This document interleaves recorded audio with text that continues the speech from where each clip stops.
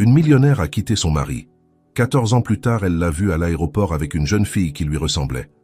Le soleil filtrait à travers les larges fenêtres de la suite luxueuse de l'hôtel Ritz à Paris, illuminant la silhouette d'Élise Moreau, une femme de 45 ans dont la beauté rayonnait encore malgré le passage du temps. Ses yeux, d'un vert profond, regardaient distraitement l'agitation de la ville lumière depuis sa position privilégiée au 15e étage. Élise soupira, laissant ses doigts caresser distraitement le collier de perles coûteux qui ornait son cou. Malgré le luxe et l'opulence qui l'entouraient, un sentiment de vide la poursuivait constamment, comme une ombre qui refusait de l'abandonner. « Madame Moreau, votre limousine est prête », annonça son assistante personnelle, Sophie, interrompant ses pensées. Élise acquiesça, prenant son sac de créateur. « Merci, Sophie. Assurez-vous que tout soit prêt pour notre départ pour New York cet après-midi. » Pendant qu'elle descendait dans l'ascenseur, Élise passait mentalement en revue son agenda chargé. Réunions avec des investisseurs, dîners d'affaires, événements caritatifs. Sa vie était un tourbillon d'activités et d'engagements, mais elle sentait toujours que quelque chose manquait, quelque chose d'important qu'elle n'arrivait pas à identifier. Le trajet vers l'aéroport Charles de Gaulle se déroula sans incident. Élise, habituée à évoluer parmi l'élite internationale, marchait avec l'assurance que lui conférait des années de succès dans le monde des affaires. Cependant, en arrivant dans la zone d'embarquement VIP, quelque chose attira son attention. Un homme d'une cinquantaine d'années, aux cheveux grisonnants et aux yeux marrons, se tenait debout à côté d'une jeune fille d'environ 14 ans. Pour une raison qu'elle ne pouvait expliquer, Élise ressentit une connexion instantanée avec eux. L'homme lui semblait étrangement familier, comme si elle l'avait vu dans un rêve lointain. Intriguée, Élise s'approcha discrètement, faisant semblant de vérifier son téléphone tout en tendant l'oreille pour écouter leur conversation. « Papa, es-tu sûr que maman ne viendra pas avec nous ?» demanda la jeune fille, avec une pointe de tristesse dans sa voix. L'homme soupira, passant une main dans les cheveux de la fille. « Je suis désolé, ma chérie. Tu sais que ta mère, eh bien, elle n'est plus avec nous depuis longtemps. » Élise sentit une douleur dans sa poitrine en entendant ces mots. Sans savoir pourquoi, ses yeux se remplirent de larmes. Confuse par sa propre réaction, elle fit un pas en arrière, heurtant accidentellement un chariot à bagages. Le bruit attira l'attention de l'homme et de la jeune fille. Lorsque leurs regards se croisèrent, Élise eut l'impression que le monde s'arrêtait. Les yeux de l'homme s'ouvrirent en grand, un mélange de choc et de reconnaissance inondant son visage. « Élise » murmura-t-il, sa voix à peine audible dans le brouhaha de l'aéroport. L'esprit d'Élise sombra dans le chaos. Comment connaissait-il son nom? Pourquoi avait-elle l'impression de le connaître? Et cette jeune fille, pourquoi son cœur battait-il si fort en la voyant? Avant qu'elle ne puisse répondre, un éclair de douleur traversa sa tête. Des images confuses inondèrent son esprit. Un mariage, un bébé qui pleure, un hôpital. Submergée, Élise recula, portant ses mains à ses tempes. « Je suis désolée, je dois y aller », balbutia-t-elle, tournant les talons et s'éloignant rapidement, ignorant les appels de l'homme.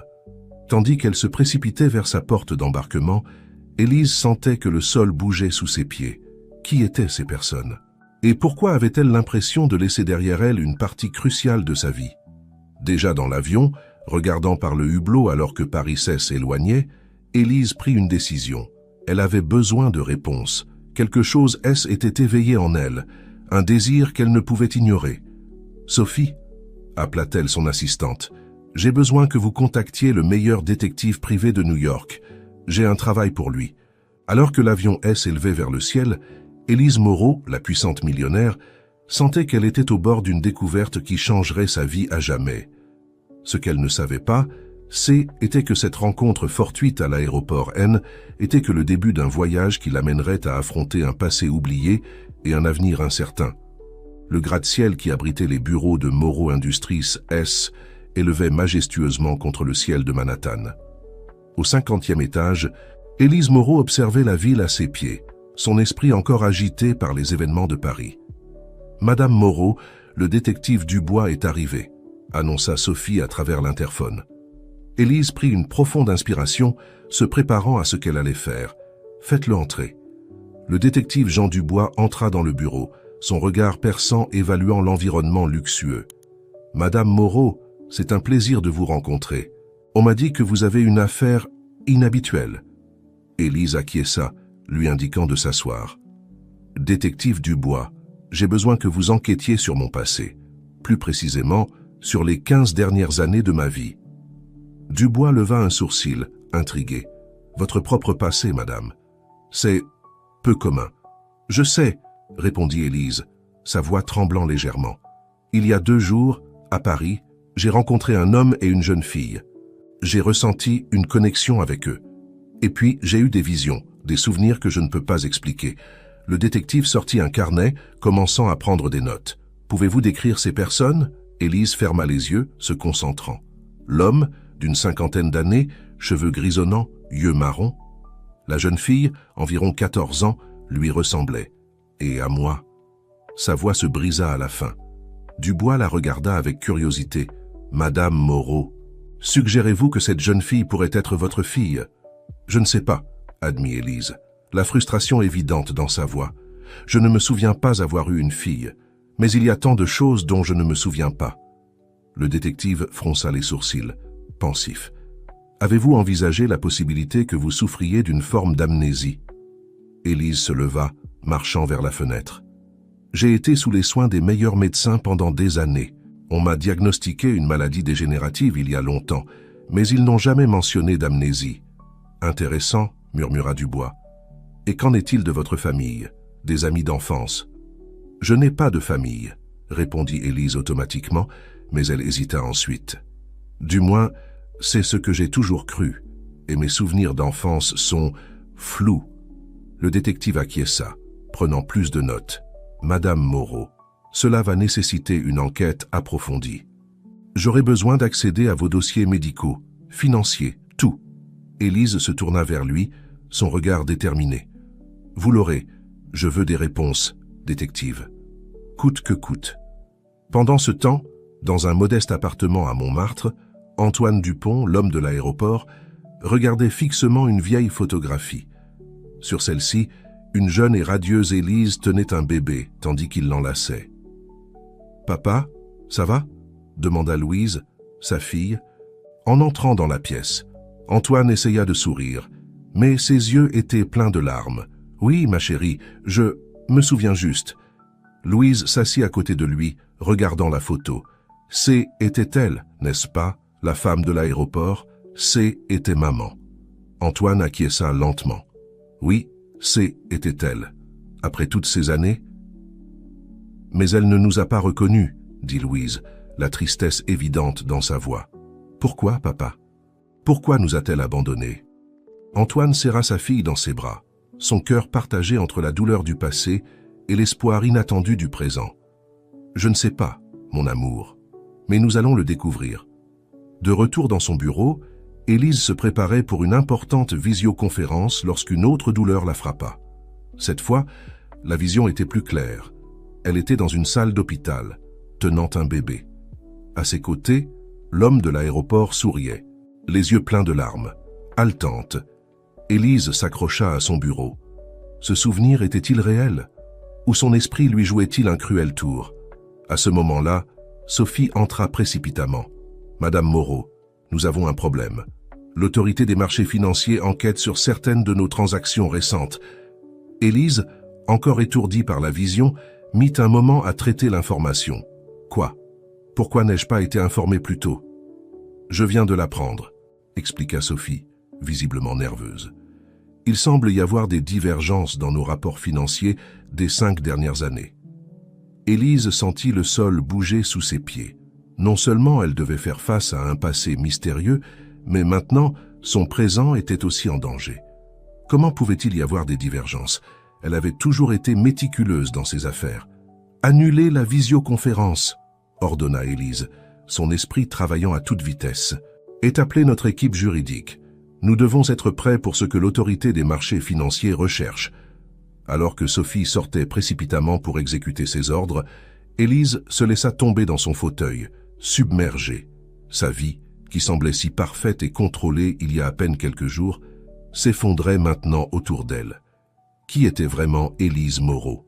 Quel secret cachait son passé? Et plus important encore, Comment ces secrets affecteraient-ils son avenir? La tête entre les mains, Élise prit une décision. Peu importe ce que cela coûterait, elle allait découvrir la vérité. Sur son passé, sur sa famille et sur les mystérieux problèmes financiers qui menaçaient de détruire tout ce qu'elle avait construit.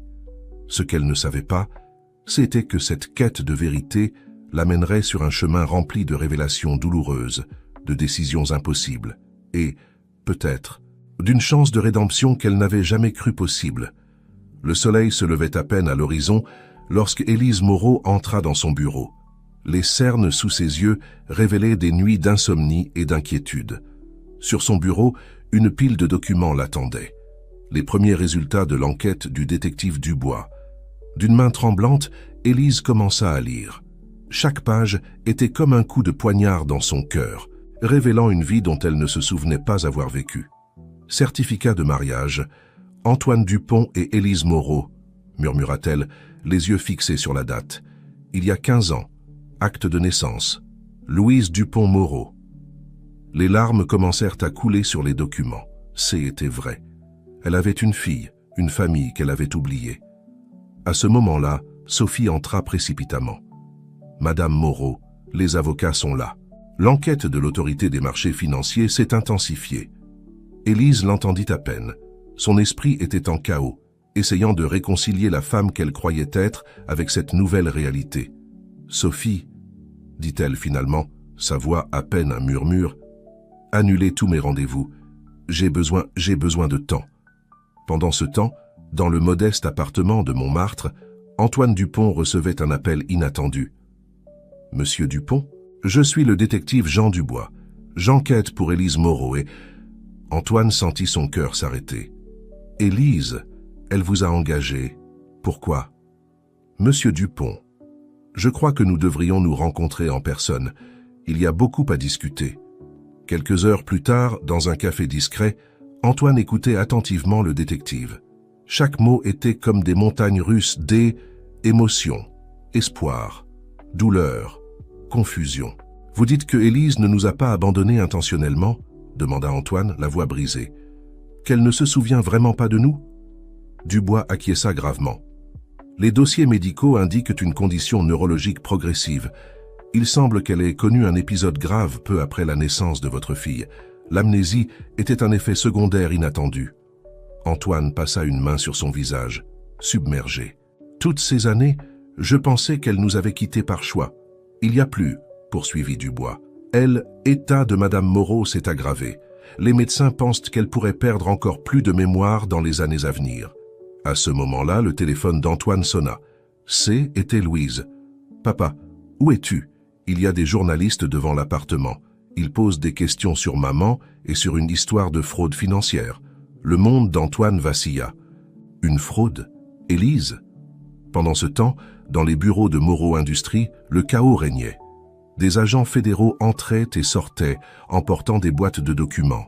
Élise, assise dans son bureau, observait avec un mélange de choc et de résignation.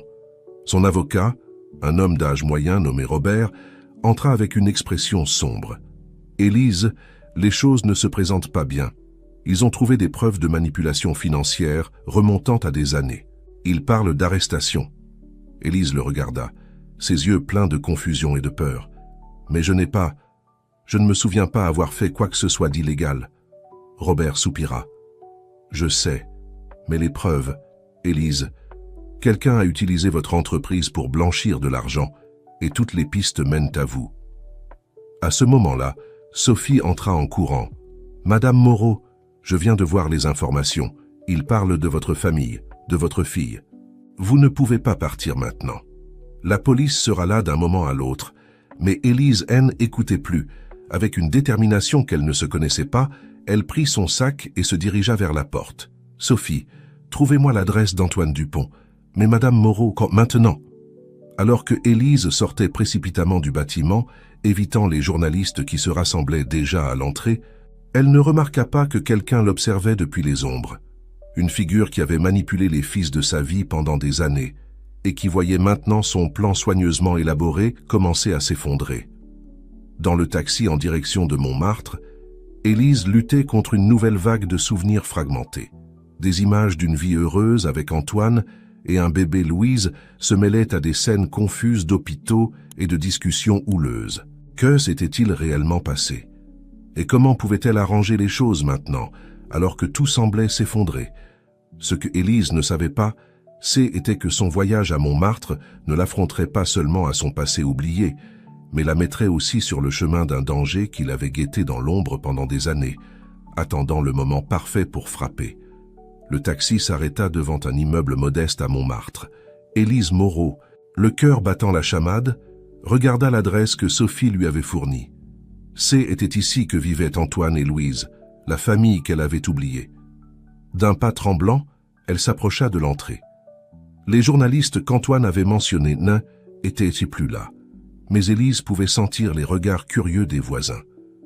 Elle respira profondément et appuya sur la sonnette de l'appartement 3B. Quelques secondes qui semblèrent une éternité passèrent. Finalement, la porte s'ouvrit, révélant Antoine Dupont. Ses yeux écarquillèrent en la voyant. « Élise !» murmura-t-il, sa voix mêlant choc et désir. « Antoine !» répondit-elle, les larmes aux yeux. « J'ai besoin de te parler. » Avant qu'Antoine ne puisse répondre, une voix l'interrompit de l'intérieur de l'appartement. « Papa, qui est-ce » Louise apparut derrière son père, et en voyant Élise, son expression passa de la curiosité à la reconnaissance, puis à la colère. « Que fait-elle ici » lança Louise, sa voix chargée de émotion. Antoine, visiblement mal à l'aise, regarda Élise puis Louise. « Je pense que nous devrions parler à l'intérieur. » Une fois dans le petit salon, le silence était palpable. Élise regardait autour d'elle, essayant d'absorber chaque détail de la vie qu'elle avait perdue. Des photos de Louise grandissant ornèrent les murs, des moments qu'elle n'avait jamais vécus. « Pourquoi es-tu ici » demanda finalement Antoine, brisant le silence. Élise prit une profonde inspiration. « Je ne me souviens pas. Antoine, Louise, il y a tant de choses dont je ne me souviens pas. J'ai une condition, une maladie qui affecte ma mémoire. Je ne vous ai pas abandonné par choix, j'ai simplement oublié. » Louise laissa échapper un rire amer. « Tu espères qu'on va croire ça? Que tu as oublié par hasard que tu avais une famille pendant que tu construisais ton empire ?»« Louise !» avertit Antoine. Mais Élise leva une main. « Non, elle a raison d'être en colère. Je ne peux pas imaginer ce que vous avez traversé. » Élise sortit les documents que le détective Dubois avait rassemblés. « Mais c'est la vérité. J'ai une maladie dégénérative qui affecte ma mémoire. Après ta naissance, Louise, j'ai eu un épisode grave. J'ai perdu des années de souvenirs. » Antoine prit les documents, les examinant avec une expression grave. Louise, cependant, ne semblait pas convaincue. « Et alors? Tu espères que tout va s'arranger maintenant? Qu'on va être une famille heureuse ?» questionna Louise, ses yeux brillants de larmes contenues. Élise secoua la tête. « Non, je ne sais pas ce que j'espère. Je sais seulement que j'avais besoin de vous voir, de vous expliquer. Surtout maintenant que tout est en train de éclater au grand jour. »« Tu parles de la fraude ?» demanda Antoine, sa voix teintée d'inquiétude. « Donc quelqu'un a utilisé mon entreprise pour blanchir de l'argent, mais ce n'était pas moi. Pas consciemment. » Louise, qui avait écouté avec un mélange de confusion et de colère, prit soudainement la parole. « Attends, tu dis que quelqu'un d'autre pourrait être derrière tout ça. » Élise acquiesça. « Ça doit être le cas. Il y a tellement de trous dans ma mémoire, tant de décisions dont je ne me souviens pas avoir prises. » À ce moment-là, quelqu'un frappa fortement à la porte. « Police, ouvrez la porte !» Antoine regarda Élise, puis Louise. Dans ses yeux, Élise vit une décision se former. « Va, dit-il doucement. Il y a un escalier de secours par la fenêtre de la chambre. Ça te donnera le temps de t'échapper. Mais... » « Va, insista Antoine. Trouve la vérité, Élise, pour nous tous. » Le cœur serré, Élise regarda Louise. La jeune fille semblait lutter contre ses émotions, mais finit par hocher la tête. « Merci, » murmura Élise, les larmes coulant sur ses joues. Rapidement, elle se dirigea vers la chambre et sortit par la fenêtre. Alors qu'elle descendait l'escalier de secours, elle pouvait entendre la police entrer dans l'appartement. Le poids de ce qu'Antoine et Louise sacrifiaient, pour elle, ne lui échappait pas. Déjà dans la ruelle, Élise se mêla à la foule qui s'était formée pour voir le spectacle policier. Son esprit travaillait à toute vitesse. Qui pourrait être derrière tout cela? qui avait profité de son état pour utiliser son entreprise à des fins illégales. Alors qu'elle marchait précipitamment, sans but précis, un souvenir fugace traversa son esprit. Un visage souriant, une main sur son épaule, une voix qui disait « Ne t'inquiète pas, Élise, je m'occuperai de tout. » Elle s'arrêta net. Était-ce possible? La personne en qui elle avait le plus confiance était-elle responsable de sa chute? Avec une détermination renouvelée, Élise sortit son téléphone. Elle avait un appel à passer. « Détective Dubois, c'est Élise Moreau. J'ai besoin de votre aide.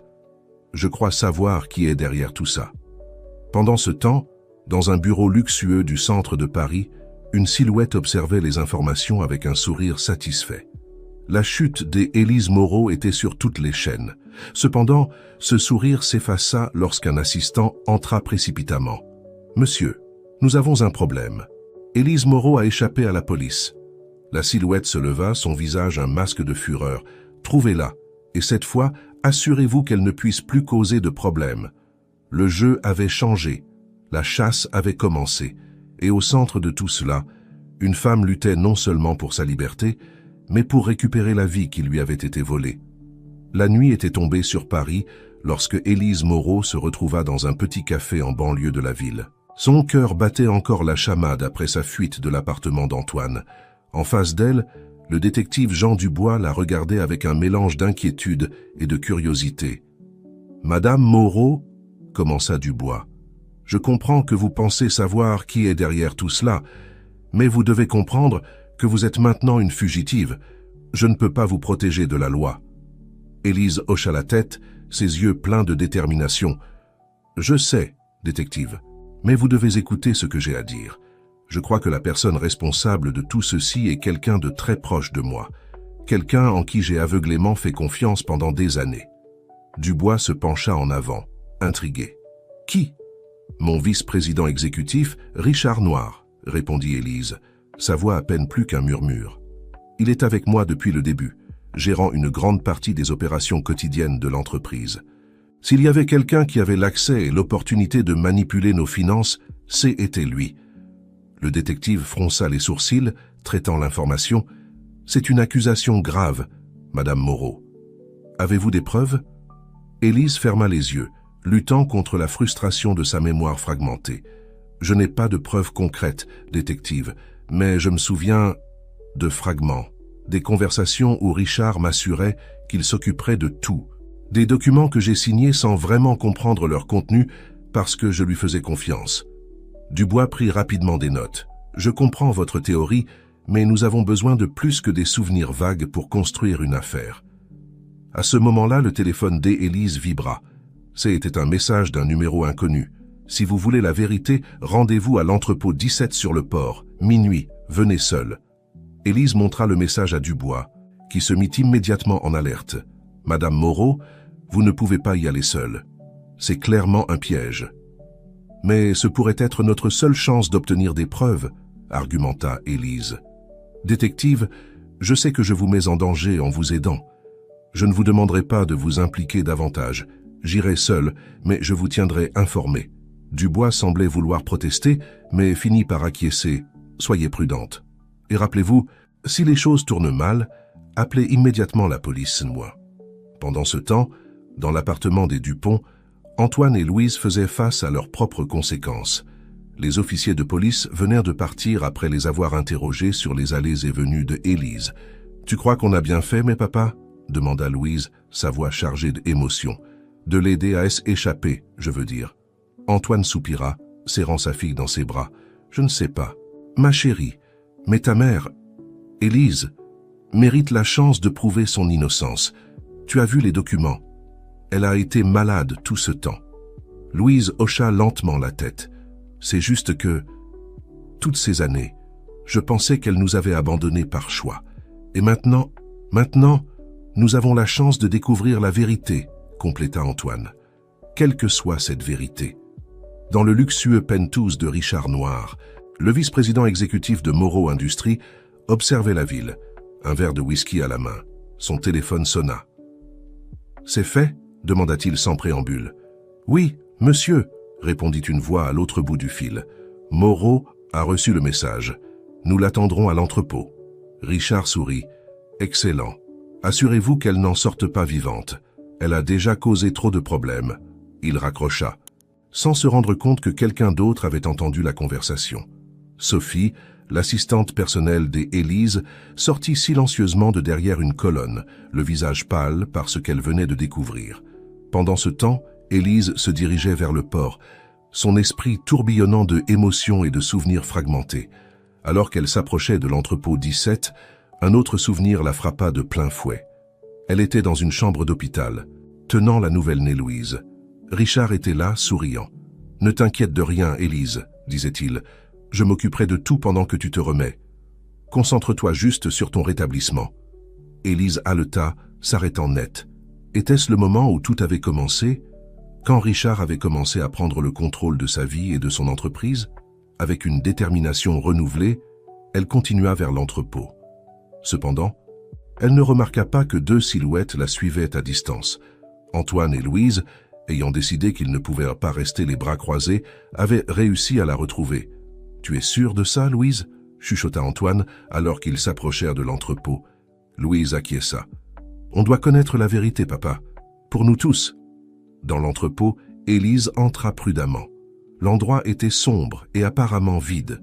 Soudain, les lumières s'allumèrent, l'aveuglant momentanément. « Bienvenue, Élise », dit une voix familière. Richard Noir émergea de l'ombre, un sourire froid sur son visage. « Je suis heureux de voir que tu me fais encore assez confiance pour venir seule. » Élise le regarda, un mélange de douleur et de fureur dans ses yeux. « Pourquoi, Richard? Pourquoi m'as-tu trahi ?» Richard rit. « Te trahir, ma chère Élise, je t'ai tout donné. J'ai construit ton empire pendant que tu étais trop malade pour fonctionner. Crois-tu que tu serais allé aussi loin sans moi? Au prix de ma famille, de ma liberté, répliqua Élise, sa voix tremblante. Des sacrifices nécessaires, répondit Richard froidement. Mais maintenant, j'ai peur que tu ne sois devenu un problème trop important à gérer. Il fit un geste et deux hommes armés sortirent de l'ombre. Élise recula, cherchant désespérément une issue.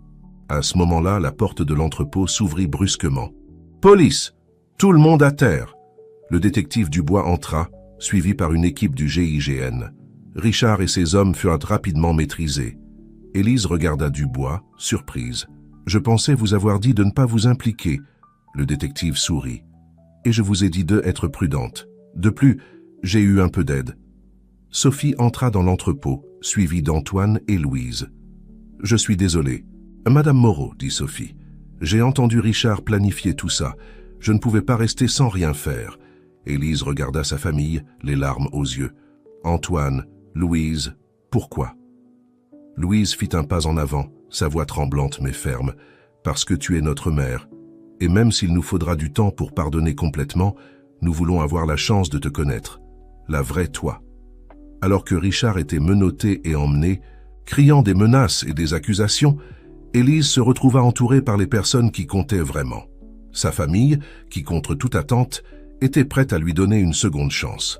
Mais alors que le soulagement l'envahissait, une autre douleur aiguë traversa sa tête. Les souvenirs, bons et mauvais, commencèrent à inonder son esprit. Élise chancela, soutenue par Antoine. « Élise, ça va ?» demanda-t-il, inquiet. Elle le regarda, ses yeux pleins de reconnaissance et d'amour. « Antoine, je me souviens de tout. » Et tandis que les sirènes résonnaient au loin et que l'aube commençait à poindre par les fenêtres de l'entrepôt, Élise Moreau réalisa que ce N n'était pas la fin de son histoire. Ce N était que le début d'un nouveau chapitre, rempli de défis, mais aussi d'espoir et de rédemption. Le soleil du matin filtrait à travers les rideaux de la chambre d'hôpital où Élise Moreau se reposait. Les événements de la nuit précédente l'avaient laissée épuisée, tant physiquement que émotionnellement. À ses côtés, Antoine somnolait dans un fauteuil inconfortable, tandis que Louise feuilletait distraitement un magazine. Un léger coup à la porte interrompit le silence. Le détective Dubois entra, son expression mêlant fatigue et satisfaction. « Bonjour » salua-t-il à voix basse. « Comment vous sentez-vous, Madame Moreau ?» Élise se redressa lentement, réveillant Antoine au passage. « Mieux, merci. bien que j'essaie encore de digérer tout ce qui s'est passé. Dubois hocha la tête avec compréhension. C'est compréhensible. Ces derniers jours ont été intenses. Il sortit un petit carnet de sa poche. Si vous vous en sentez capable, j'aimerais vous poser quelques questions. Avec la confession de Richard Noir et les preuves que nous avons recueillies, nous sommes en train de clore l'affaire, mais vos souvenirs retrouvés pourraient être cruciaux. Élise regarda Antoine et Louise qui acquiescèrent en signe de soutien. « Je suis prête », dit-elle avec détermination. Pendant l'heure qui suivit, Élise raconta tout ce dont elle pouvait se souvenir. Elle parla de comment, peu après la naissance de Louise, elle avait commencé à ressentir les symptômes de sa maladie neurologique. Richard, qui était déjà son bras droit dans l'entreprise, s'était proposé pour l'aider avec les affaires pendant qu'elle se rétablissait. Au début, J était reconnaissante, expliqua Élise, sa voix teintée d'amertume. Mais Richard a profité de ma vulnérabilité. Petit à petit, il m'a isolé d'Antoine et Louise, me convainquant que je devais me concentrer uniquement sur ma guérison et sur l'entreprise. Antoine prit sa main, les yeux brillants de larmes contenues. Je me souviens de ces jours-là. Tu essayais de équilibrer ta santé, la maternité et le travail. Richard était toujours là offrant son aide, mais créant aussi une distance entre nous. Élise acquiesça, serrant la main d'Antoine. Avec le temps, mes épisodes de perte de mémoire sont devenus plus fréquents. Richard a utilisé cela à son avantage, manipulant des documents et des décisions d'entreprise.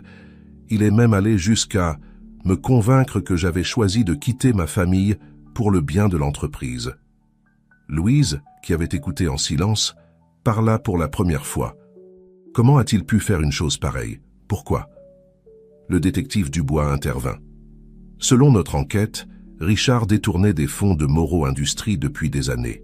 Il a utilisé l'état de votre mère pour couvrir ses activités illégales et, en même temps, prendre le contrôle effectif de l'entreprise.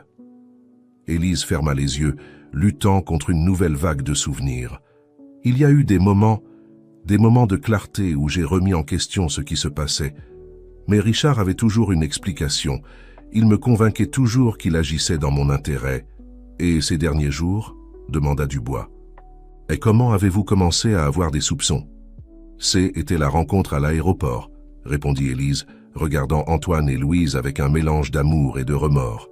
Vous voir a déclenché quelque chose en moi, des souvenirs, des émotions que j'avais refoulées pendant des années. Et puis, quand l'enquête pour fraude a commencé, les pièces ont commencé à s'assembler. Dubois prit rapidement des notes. Cela sera d'une grande aide pour clore l'affaire contre Noir. Madame Moreau, je veux que vous sachiez que, compte tenu des circonstances et de votre coopération, il est peu probable que des charges soient retenues contre vous. Un soupir collectif de soulagement remplit la pièce. Cependant, l'expression des Élise restait sombre. Merci, détective. Mais cela ne change pas le fait que j'ai permis que cela se produise, que j'ai abandonné ma famille, que j'ai perdu des années que je ne pourrai jamais récupérer. Antoine se pencha vers elle, sa voix douce mais ferme.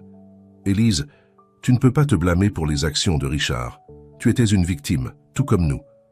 Louise, après un moment d'hésitation, s'approcha du lit. « Maman, dit-elle, le mot sonnant étrange mais réconfortant, j'ai passé des années en colère, pensant que tu nous avais abandonnés par choix. Mais maintenant je comprends qu'on t'a aussi volé ces années. Peut-être que nous pouvons essayer de rattraper une partie de ce temps perdu. » Les larmes coulaient librement sur les joues de Élise. Elle tendit les bras et, pour la première fois en 14 ans, serra sa fille dans ses bras. Antoine se joignit à l'étreinte, et pendant un moment, le temps sembla s'arrêter. Le détective Dubois, sentant l'intimité du moment, se dirigea silencieusement vers la porte. Mais avant de sortir, il se retourna une dernière fois. « Madame Moreau, il y a autre chose que vous devriez savoir.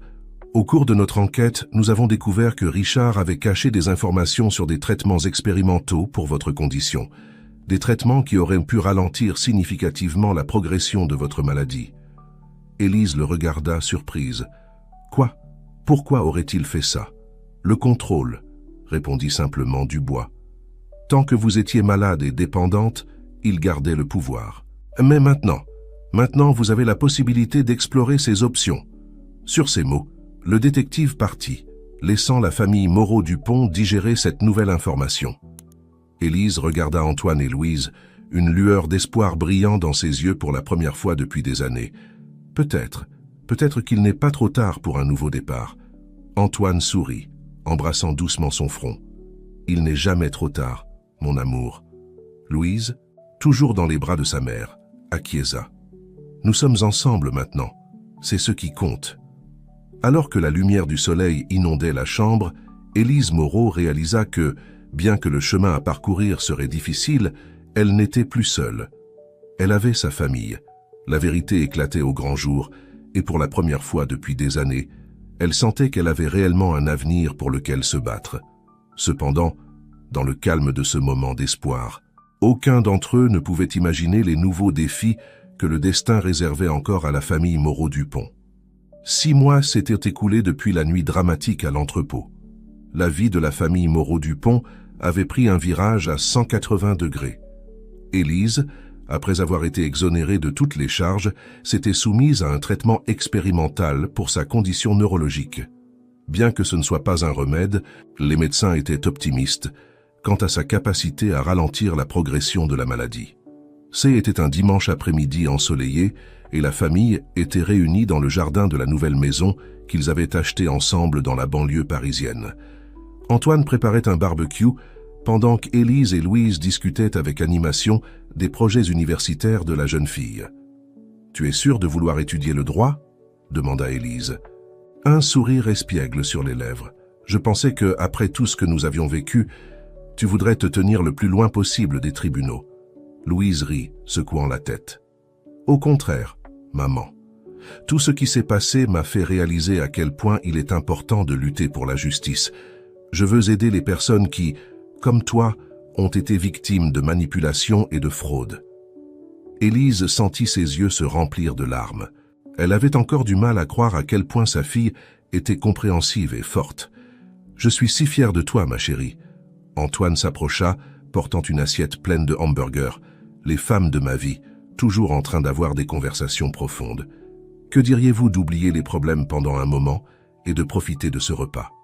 Juste au moment où il s'apprêtait à manger, le téléphone d'Élise sonna. C était Sophie, son assistante fidèle qui occupait maintenant un poste de direction dans la restructurée Moreau Industries. « Élise, je suis désolé de vous déranger un dimanche, mais nous avons une situation. » La voix de Sophie était tendue. « Je viens de recevoir une notification. Richard Noir a été libéré sous caution. » Le monde sembla s'arrêter pour Élise. « Quoi? Comment est-ce possible ?» Apparemment, son équipe juridique a trouvé une faille. « Ils arguent qu'une partie des preuves a été obtenue illégalement, » expliqua Sophie. « Élise, il y a plus. Nous avons reçu des informations selon lesquelles il essaie de contacter d'anciens employés et partenaires de l'entreprise. » Élise ferma les yeux, sentant le poids du monde retomber sur ses épaules. « Merci de m'avoir prévenu, Sophie. Tenez-moi informé de tout nouveau développement. » Quand elle raccrocha, elle rencontra les regards inquiets d'Antoine et Louise. « Que se passe-t-il, maman ?» demanda Louise, l'inquiétude évidente dans sa voix. Élise prit une profonde respiration avant de partager les nouvelles. Le silence qui suivit fut assourdissant. « Ce n'est pas possible, » murmura Antoine, la colère à peine contenue dans sa voix. « Après tout ce qu'il a fait, comment peuvent-ils le laisser sortir ?» Louise, toujours pragmatique, fut la première à se remettre du choc. « Que pouvons-nous faire? Il doit y avoir un moyen de lutter contre ça. » Élise acquiesça lentement. « Tu as raison, ma chérie, nous ne resterons pas les bras croisés. Demain, à la première heure, je rencontrerai nos avocats. Si Richard croit qu'il peut à nouveau menacer notre famille ou l'entreprise, il se trompe lourdement. » Malgré ces paroles courageuses, Élise ne put s'empêcher de ressentir une pointe de peur. Les souvenirs de sa manipulation aux mains de Richard étaient encore frais dans son esprit. Et si elle retombait dans ses pièges? Et si sa maladie s'aggravait et la rendait à nouveau vulnérable? Comme s'il lisait dans ses pensées, Antoine prit sa main. « Tu n'es pas seule dans cette bataille, Élise. Cette fois, nous sommes ensemble. Richard n'a aucune chance contre nous trois. » Louise se joignit à lait étreinte. « Papa a raison, nous sommes plus forts ensemble. Et maintenant que je connais la vérité, je ne laisserai personne nous séparer à nouveau. » Élise sentit les larmes couler sur ses joues, mais cette fois, étaient des larmes de gratitude et d'amour. Je ne sais pas ce que j'ai fait pour vous mériter, mais je promets que je me battrai de toutes mes forces pour protéger ce que nous avons. Le reste de l'après-midi se déroula dans un état d'alerte tendue. Tandis qu'Antoine et Louise essayaient de maintenir une apparence de normalité, Élise ne pouvait s'empêcher de penser au mouvement possible de Richard. Cette nuit-là, après que Louise soit allée se coucher, Élise et Antoine restèrent éveillés, discutant de leurs options. « Peut-être devrions-nous envisager de déménager » suggéra Antoine. « Recommencer ailleurs, loin de tout ça. » Élise secoua la tête. « Non, Antoine. Nous avons travaillé trop dur pour reconstruire nos vies ici. Je ne laisserai pas Richard nous enlever ça aussi. » Alors, quel est le plan? Élise se leva, marchant vers la fenêtre. La ville brillait au loin, un rappel de tout ce qu'elle avait construit et perdu et pour lequel elle se battait maintenant pour récupérer. « Nous allons nous battre, » dit-elle avec détermination. « Mais cette fois, nous le ferons intelligemment. Richard croit qu'il me connaît, qu'il peut prédire mes mouvements. Mais il oublie que je ne suis plus la femme vulnérable qu'il a manipulée pendant des années. » Antoine la rejoignit à la fenêtre, l'enlaçant par derrière. « Et qui es-tu maintenant, Élise Moreau ?» Elle se retourna pour le regarder, une étincelle de détermination dans les yeux. « Je suis une femme qui a retrouvé son passé, qui valorise son présent et qui se battra bec et ongles pour son avenir.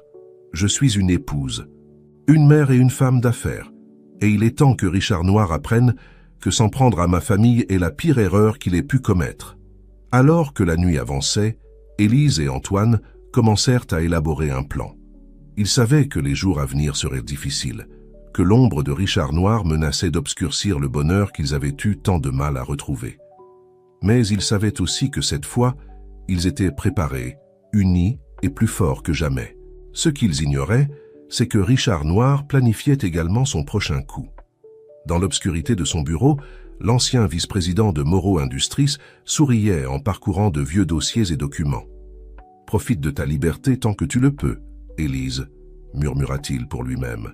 « Car quand j'en aurai fini avec toi, tu regretteras d'avoir jamais retrouvé la mémoire. » Elle, échiquier, était prêt, les pièces en place. Le jeu final était sur le point de commencer, et un seul en sortirait victorieux. Le soleil se levait sur l'horizon de Paris, teintant le ciel de tons roses et dorés. Élise Moreau observait l'aube depuis la fenêtre de son bureau, dans le gratte-ciel de Moreau Industries. Les derniers mois avaient été une montagne russe d'émotions et de défis, mais aujourd'hui était le jour où tout allait prendre fin. Madame Moreau, la voix de Sophie interrompit ses pensées. « Car l'équipe juridique est prête pour la réunion. » Élise acquiesça, prenant une profonde inspiration avant de suivre son assistante. Dans la salle de conférence, un groupe d'avocats et de cadres l'attendait aux côtés d'Antoine et Louise. « Bonjour à tous », salua Élise, sa voix ferme et déterminée. « Comme vous le savez, aujourd'hui est le jour où nous présenterons nos preuves contre Richard Noir. Mais avant de procéder, il y a quelque chose que vous devez savoir. » Tous dans la salle se penchèrent en avant, intrigués. « Au cours des derniers mois, alors que Richard croyait gagner du terrain, nous avons mené notre propre enquête, » poursuivit Élise. « Et ce que nous avons découvert va bien au-delà de ce que nous pensions initialement. » D'un geste, elle indiqua à Sophie de distribuer des dossiers. Ce que vous avez devant vous est la preuve d'un réseau de corruption qui s'étend bien au-delà de Moreau Industries. Richard n'agissait pas seul. Il avait des complices dans d'autres entreprises, au gouvernement, même dans le système judiciaire. Un murmure d'étonnement parcourut la salle. Antoine prit la main d'Élise, la serrant en signe de soutien. « Comment avons-nous obtenu ces informations ?» demanda l'un des avocats, feuilletant les documents avec incrédulité. Élise sourit, une lueur de son ancien esprit brillant dans ses yeux. « Disons que Richard n'est pas le seul à savoir jouer aux échecs. Pendant qu'il était occupé à essayer de me discréditer et de reprendre le contrôle de l'entreprise, nous suivions la piste de l'argent, déterrant de vieux secrets et reliant les points. » Louise, qui était restée silencieuse jusque-là, prit la parole. « J'ai aidé, » dit-elle avec fierté. « Mon stage dans le cabinet d'avocat N était pas seulement pour ma carrière. J'ai enquêté sur d'anciennes affaires, cherchant des schémas, Élise regarda sa fille avec un mélange de fierté et d'inquiétude. Louise a été inestimable dans cette enquête. Sa perspective fraîche nous a aidés à voir des choses que nous avions négligées. Mais qu'en est-il de l'audience d'aujourd'hui ? Demanda un autre cadre. Comment cela affecte-t-il notre affaire contre Noir ? C'est la meilleure partie, répondit Antoine, incapable de contenir un sourire. Richard croit avoir le dessus. Il pense qu'il va entrer dans cette salle d'audience et discréditer Élise, peut-être même reprendre le contrôle de l'entreprise. Mais ce qu'il ne sait pas, continua Élise, c'est que nous ne combattons pas seulement ces accusations. Nous démasquons toute l'opération. Et nous avons le soutien des autorités fédérales. À ce moment-là, comme sur un signal, le détective Dubois entra dans la salle, accompagné de plusieurs agents du GIGN, Madame Moreau. Salua Dubois d'un signe de tête. Tout est prêt. Les équipes sont en position pour effectuer les arrestations simultanées dès que nous donnerons le signal. Élise sentit un frisson parcourir son dos. Était le moment qu'ils attendaient, le résultat de mois de travail secret et de planification minutieuse. « Très bien, dit-elle, se redressant. Il est temps d'en finir une fois pour toutes. » Alors que le groupe se préparait à partir pour le tribunal, Élise s'arrêta un moment, regardant sa famille. Antoine, son roc, l'homme qui n'avait jamais cessé de croire en elle-même, quand elle-même s'était oubliée. Et Louise, sa fille courageuse et brillante, qui était passée d'une adolescente blessée à une jeune femme déterminée à lutter pour la justice. « Je vous aime tellement, » murmura Élise, les serrant dans ses bras. « Quoi qu'il arrive aujourd'hui, je veux que vous sachiez que vous êtes le plus important dans ma vie. »« Nous le savons, maman, » répondit Louise, les larmes aux yeux. « Et nous sommes ensemble dans cette épreuve, jusqu'au bout. » Antoine embrassa doucement le front d'Élise. « Toujours, promit-il. » Avec une dernière étreinte, la famille Moreau-Dupont se dirigea vers la bataille finale. Le tribunal était plein quand ils arrivèrent. Richard Noir était déjà là, entouré de ses avocats, un sourire confiant sur le visage. Quand il vit Élise entrer, son sourire élargi, croyant qu'il était sur le point d'assister à sa chute finale. Il était loin de se douter qu'il était sur le point d'affronter son propre procès.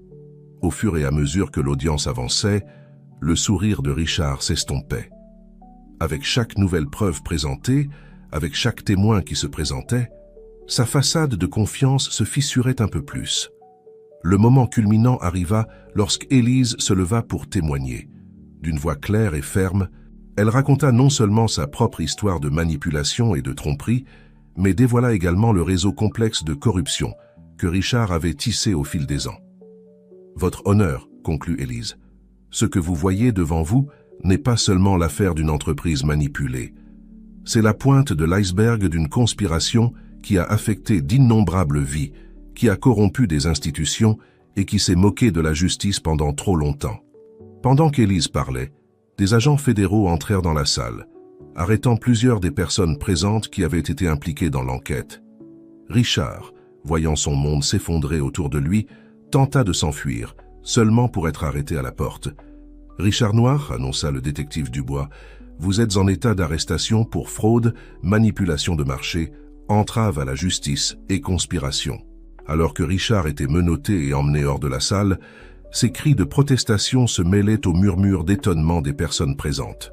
Élise, épuisée mais triomphante, se laissa tomber sur son siège, immédiatement entourée par les bras de sa famille. « C'est fini », murmura Antoine, embrassant ses cheveux. « C'est vraiment fini. » Louise, avec des larmes de joie, les serra tous les deux dans ses bras. « On a réussi, ensemble. » Dans les jours et les semaines qui suivirent, les répercussions de l'affaire Moreau-Noir se répandirent dans tout le pays. Des politiciens démissionnèrent, des entreprises furent enquêtées et le système judiciaire fut soumis à un examen approfondi. Pour Élise, cependant, la victoire la plus douce n'était pas la chute de Richard ou la justification de son nom. Était l'opportunité de vraiment recommencer à zéro, cette fois avec sa famille à ses côtés. 6 mois après le procès, Élise se trouvait à nouveau dans son bureau, observant le coucher de soleil sur la ville. Mais cette fois, elle n'était pas seule. Antoine travaillait à un bureau proche, ayant quitté son ancien emploi pour rejoindre l'entreprise familiale. Louise, en vacances de l'université, était assise sur le canapé examinant des dossiers pour son stage d'été à la fondation caritative que Élise avait créée pour aider les victimes de fraude d'entreprise. « À quoi penses-tu » demanda Antoine, remarquant le regard distant de Élise. Elle sourit, ses yeux brillant d'un mélange de nostalgie et d'espoir. « À quel point tout a changé. À la chance que j'ai. Que nous avons, corrigea Louise, rejoignant ses parents près de la fenêtre. Élise acquiesça, serrant sa famille dans ses bras. Oui, que nous avons. Alors que le soleil se couchait sur Paris, Élise Moreau réfléchissait à l'incroyable voyage qu'avait été sa vie. Elle avait tant perdu, mais avait aussi gagné plus qu'elle n'aurait jamais cru possible. Sa mémoire, bien qu'encore fragile par endroits, était remplie de nouveaux souvenirs heureux. Son empire commercial, désormais dirigé avec intégrité et détermination, prospérait. Et le plus important, elle avait l'amour inconditionnel de sa famille. Le chemin n'avait pas été facile et elle savait qu'il y aurait encore des défis à relever. Son état de santé, bien que stable pour le moment, restait une préoccupation constante. Mais pour la première fois depuis de nombreuses années, Élise Moreau regardait vers l'avenir avec espoir et détermination. Car elle savait maintenant que peu importaient les obstacles que la vie mettrait sur son chemin, elle avait la force, l'amour et la vérité de son côté. Et avec cela, elle était prête à affronter tout ce que le destin lui réserverait. Les semaines suivantes furent intenses pour la famille Moreau-Dupont. Élise travaillait sans relâche pour restructurer l'entreprise, s'assurant que toutes les pratiques douteuses mises en place par Richard Noir étaient éradiquées. Antoine l'aidait dans cette tâche, apportant un nouveau regard et une expertise précieuse en gestion des ressources humaines. Louise, quant à elle, jonglait entre ses études de droit et son implication croissante dans la fondation créée par sa mère. Son expérience personnelle et sa détermination en faisaient une porte-parole puissante pour les victimes de fraude d'entreprise. Un soir, alors qu'ils dînaient tous les trois sur la terrasse de leur nouvelle maison, Élise reçut un appel du détective Dubois. « Madame Moreau, dit-il, sa voix trahissant une certaine urgence. Nous avons intercepté une communication inquiétante. Il semble que Richard Noir, malgré son incarcération, tente toujours de tirer les ficelles depuis sa cellule. » Élise sentit un frisson parcourir son dos. « Que voulez-vous dire, détective ? Il a contacté d'anciens associés, des personnes que nous n'avions pas encore identifiées dans notre enquête initiale. Il semble qu'il y ait une sorte de plan de contingence, quelque chose qu'il avait préparé au cas où il serait arrêté. » Antoine et Louise, voyant l'expression de Élise changer, se rapprochèrent d'elle, inquiets. « Que pouvons-nous faire ?» demanda Élise, sa voix ferme malgré la peur qui commençait à monter en elle. « Pour l'instant, nous renforçons la sécurité autour de vous et de votre famille. Nous allons également surveiller de près toutes les communications de Noir. Mais Madame Moreau, je dois vous avertir, soyez extrêmement prudente. Noir n'a plus rien à perdre maintenant. » Après avoir raccroché, Élise expliqua la situation à Antoine et Louise. Un silence pesant s'installa sur la terrasse. « On ne peut pas continuer comme ça, » dit finalement Louise, sa voix tremblante de colère et de frustration. « Combien de temps allons-nous vivre dans la peur de ce que Richard pourrait faire ?» Antoine prit la main de sa fille. « Je comprends ta frustration, ma chérie, mais nous devons rester forts et unis. C'est notre meilleure défense contre tout ce que Richard pourrait planifier. » Élise acquiesça, une lueur de détermination dans les yeux. « Votre père a raison. Mais Louise a aussi raison sur un point. Nous ne pouvons pas vivre dans la peur. Il est temps pour nous de prendre l'offensive. »« Que veux-tu dire, maman ?» demanda Louise, intriguée. « Je veux dire que nous allons utiliser les mêmes tactiques que Richard. Nous allons anticiper ses mouvements, préparer nos propres plans de contingence. Et surtout, nous allons utiliser notre plus grand atout, la vérité. » Les jours suivants, la famille Moreau-Dupont, avec l'aide du détective Dubois et d'une équipe d'experts en sécurité, élabora un plan détaillé. Ils passèrent en revue chaque aspect de leur vie, identifiant les vulnérabilités potentielles et mettant en place des mesures de protection. Mais Élise ne s'arrêta pas là. Elle décida d'utiliser sa plateforme médiatique pour raconter son histoire, toute son histoire, au monde entier. Dans une série d'interviews et de conférences de presse, elle parla ouvertement de sa maladie, de la manipulation dont elle avait été victime et de sa lutte pour retrouver sa famille et son identité. Cette transparence eut un effet inattendu. Non seulement elle gagna le soutien du public, mais elle inspira également d'autres victimes de fraude et de manipulation à se manifester. La fondation D. Élise fut inondée de témoignages et de demandes d'aide. Pendant ce temps, Richard Noir, dans sa cellule de prison, fulminait. Ses plans de vengeance s'effondraient un à mesure que ses anciens associés étaient identifiés et arrêtés. Sa dernière tentative de nuire à Élise, une fuite orchestrée d'informations confidentielles de l'entreprise, fut déjouée avant même qu'elle ne puisse causer des dégâts.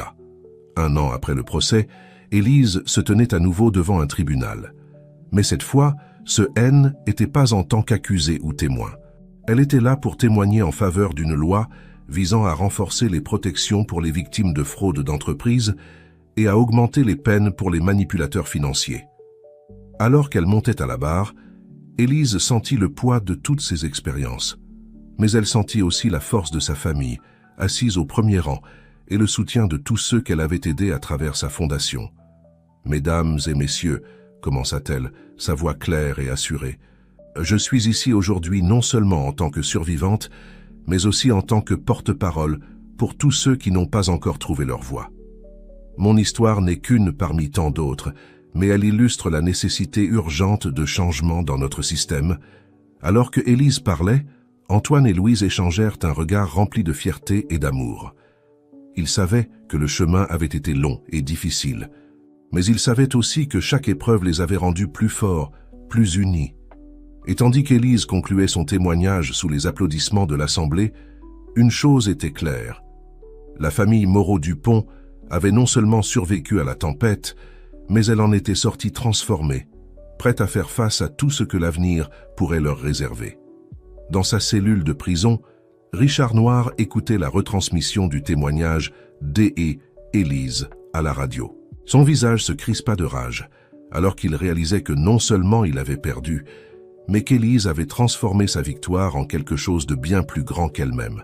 Alors que le soleil se couchait sur Paris ce soir-là, Élise, Antoine et Louise étaient assis dans leur jardin, savourant un moment de paix bien mérité. Ils savaient que des défis les attendaient encore, que la maladie d'Élise restait une préoccupation, ce que le monde des affaires était toujours plein de dangers. Mais ils savaient aussi qu'ensemble, ils pouvaient affronter n'importe quoi, car ils avaient trouvé quelque chose de plus précieux que toute la richesse du monde. Une famille unie par l'amour, la vérité et la détermination de faire ce qui est juste. Et alors que les étoiles commençaient à briller dans le ciel parisien, Élise Moreau sourit, entourée de ceux qu'elle aimait le plus. Elle avait perdu tant de choses, mais elle avait gagné tellement plus. Et pour la première fois depuis bien longtemps, elle était vraiment complètement heureuse. Fin de l'histoire.